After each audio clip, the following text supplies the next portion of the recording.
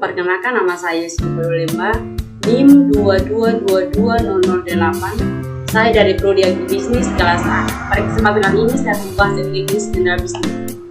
Tujuan bisnis Kristen menurut Panji Anuraga menyebutkan 4 tujuan. Yang pertama, mencari keuntungan. Yang kedua, mempertahankan kelangsungan usaha. Yang ketiga, pertumbuhan pengembangan usaha. Yang keempat, tanggung jawab sosial, terbukanya lapangan kerja. Perilaku etis dalam berbisnis secara Kristen. Yang pertama, menjalankan bisnis yang mencerminkan Kristus.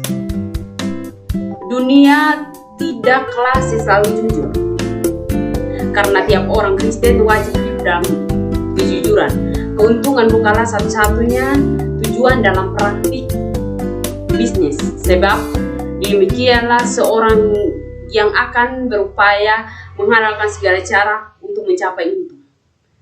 Yang kedua, menjalan bisnis yang bertanggung jawab.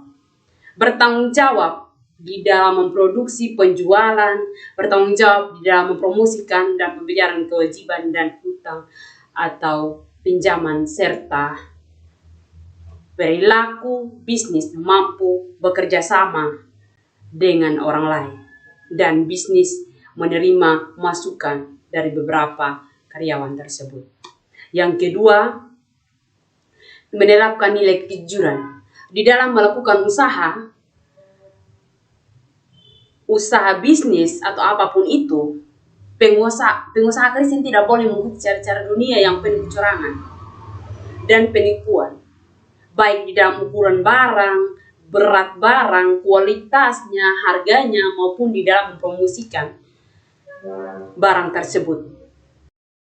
Yang kedua, memberikan pelayanan yang baik.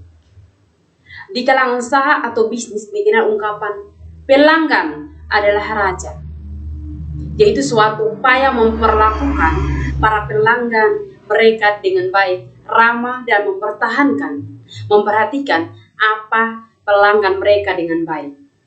Prinsip ini dilandasi oleh semangat kerendahan hati untuk menganggap orang lain itu lebih utama. Jangan kita mementingkan ego kita sendiri. Yang ketiga itu melakukan kewajiban terhadap karyawan dengan benar. Hal yang utama bagi orang pengusaha Kristen terhadap karyawan adalah memperhatikan kewajibannya dengan baik, terutama di dalam usaha karyawannya, pembayarannya, gajinya dilaksanakannya dengan tepat waktu, diberikan tepat waktu. Yang keempat, menaati peraturan dan melakukan kewajiban-kewajiban. Yang pertama, di dalam melakukan bisnis, pengusaha Kristen mematuhi peraturan-peraturan yang telah ditetapkan oleh pemerintah, baik melalui departemen terkait ataupun melalui pemerintah daerah setempat. Yang kedua, orang Kristen termasuk juga pengusaha Kristen harus tunduk kepada pemerintah. Roma 13 ayat 14.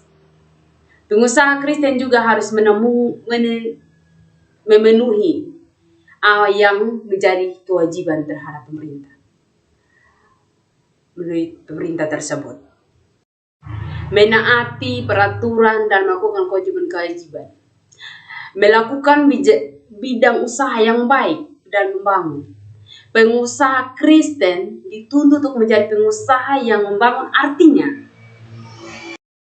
artinya melakukan usaha atau bisnis tidak merusak dan merugikan orang lain atau orang-orang di sekitarnya dan di lingkungan alam serta sosial di lingkungan kita.